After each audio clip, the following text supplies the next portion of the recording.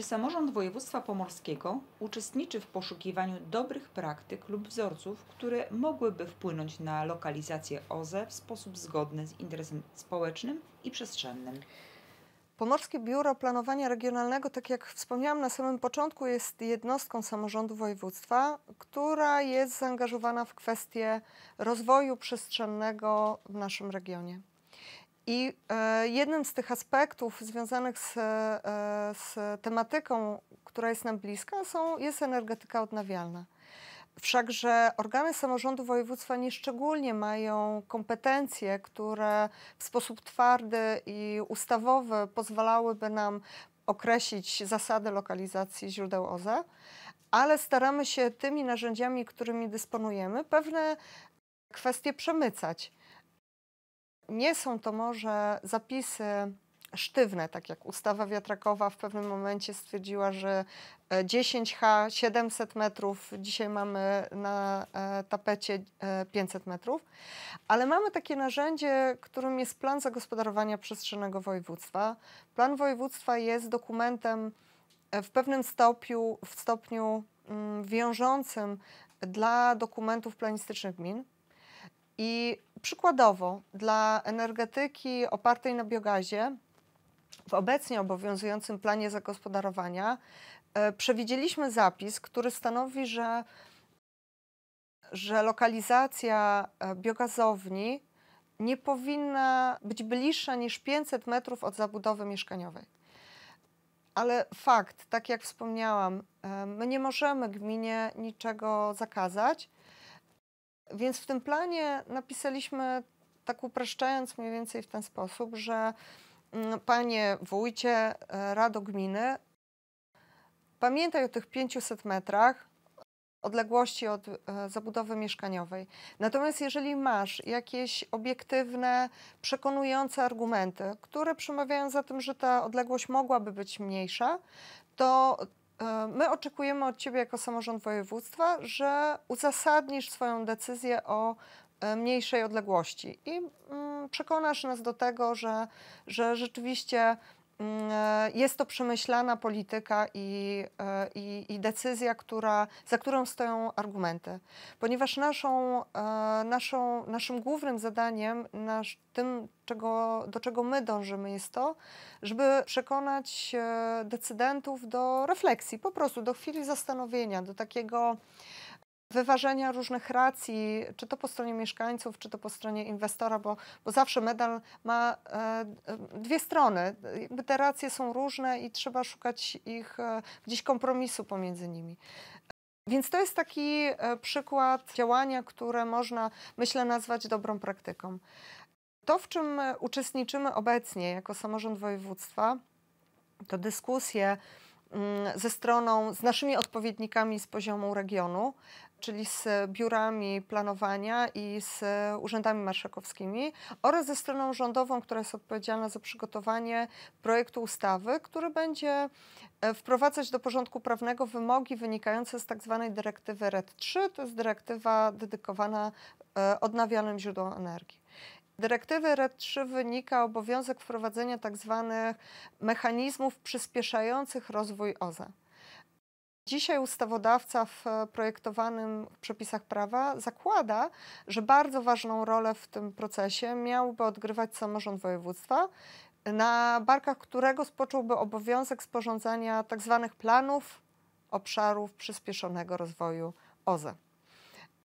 Dyskutujemy ze stroną rządową, jakby to miało wyglądać, ponieważ też chcielibyśmy jako samorządy województwa mieć realny wpływ na to, gdzie te plany OPRO, bo tak to w takim ogólnym obrocie jest nazywane, gdzie te plany OPRO miałyby powstawać, ponieważ jakby punktem wyjścia dla projektowanych przepisów było to, żeby powstały tak zwane mapy potencjałów, one miałyby na poziomie krajowym powstać. Po nałożeniu map potencjałów i planów miejscowych, które dzisiaj samorządy gminne mają, to byłoby sito do wyznaczenia tych planów OPRO. My z kolei jako regiony uważamy, że to za mało, że nie zawsze potencjał do rozwoju energetyki odnawialnej plus plan miejscowy jest tym, co powinno być wyłącznie brane pod uwagę. Trzeba troszeczkę głębszej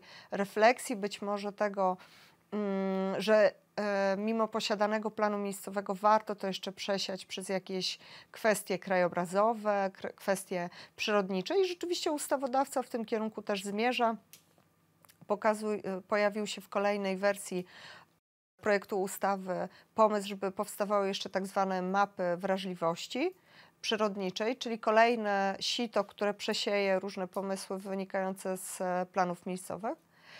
A rolą samorządu województwa, zgodnie z głosem, który my jako regiony próbujemy przekazać stronie rządowej, jest to, że mamy dokumenty i narzędzia regionalne i nimi też byśmy chcieli się posługiwać, chociażby tym planem zagospodarowania przestrzennego województwa.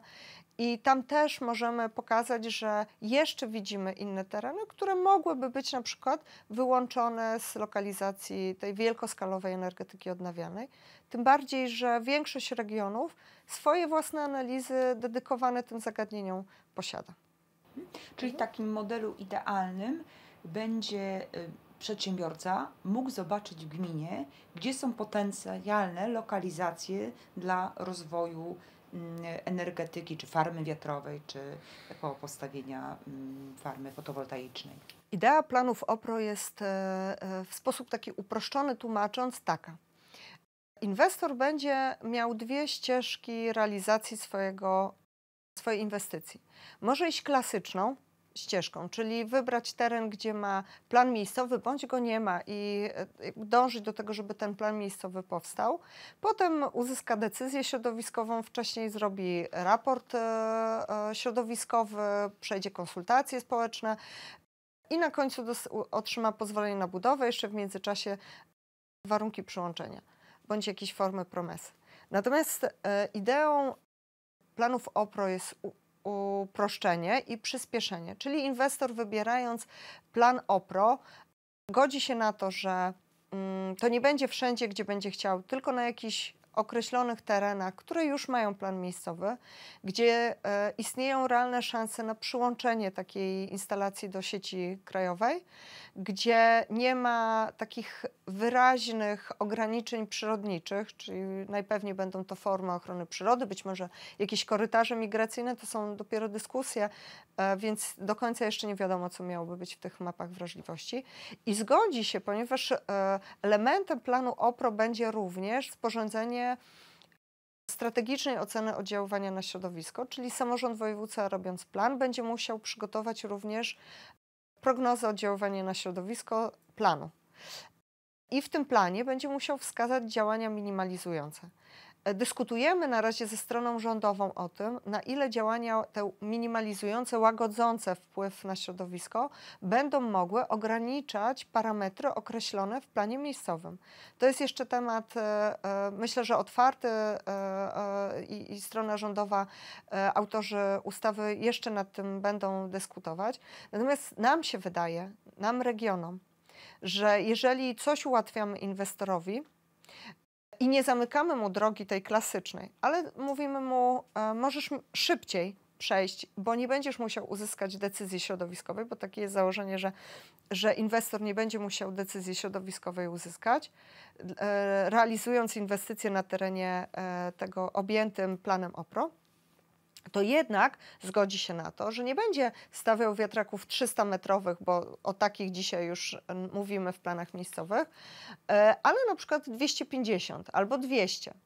I będzie musiał sobie wyważyć, co mu się bardziej opłaca, czy to ta ścieżka szybsza, która da mu szybszy efekt w postaci wybudowanej inwestycji, czy jednak będzie upierał się, że chce mieć te 300 metrów, ale z całym ciężarem, który wiąże się z pewną ścieżką proceduralną, która dzisiaj jest w obrocie prawnym. A kiedy możemy się spodziewać rozwiązań prawnych? Z dyskusji z ministerstwem wynika, że już w tym roku i to całkiem niebawem, ponieważ dyrektywa RED III nakłada na państwa członkowskie obowiązek sporządzenia pierwszych planów OPRO już w przyszłym roku. Dzisiaj wiemy, że raczej ta data wskazana w dyrektywie jest mało realna, ponieważ mówimy o lutym przyszłego roku, a przeprowadzenie takiej procedury sporządzenia planu obszaru przyspieszonego rozwoju OZE z całą proceduralną stroną, bo ona jest dość rozbudowana i zbieżna z tym, jak się plan miejscowy przygotowuje, no nie będzie możliwe do sporządzenia w ciągu kilku miesięcy, tym bardziej, że my jako regiony, zanim przystąpimy do naszych prac, musimy czekać na mapy potencjałów, które powstaną na poziomie rządowym, krajowym i mapy wrażliwości, które zgodnie z obecnym projektem ustawy ma przygotować każdy regionalny dyrektor ochrony środowiska. Czyli realny termin być może pod koniec roku. Myślę, 20. że namawiamy stronę rządową do tego, by rozważyli rozwiązania pilotażowe. Nawet jako Pomorskie Biuro wstępnie sygnalizowaliśmy, że jeżeli będzie taka wola i oczywiście nasz zarząd województwa i sejmik województwa będą przychylni do takiego pomysłu, to bylibyśmy skłonni być jednym z regionów, który przystąpiłby do pilotażu, żeby przetestować te wszystkie regulacje i sprawdzić, na ile one realnie są wykonalne, w jakim okresie czasu i czy być może w tej ustawie warto byłoby coś zmienić jeszcze.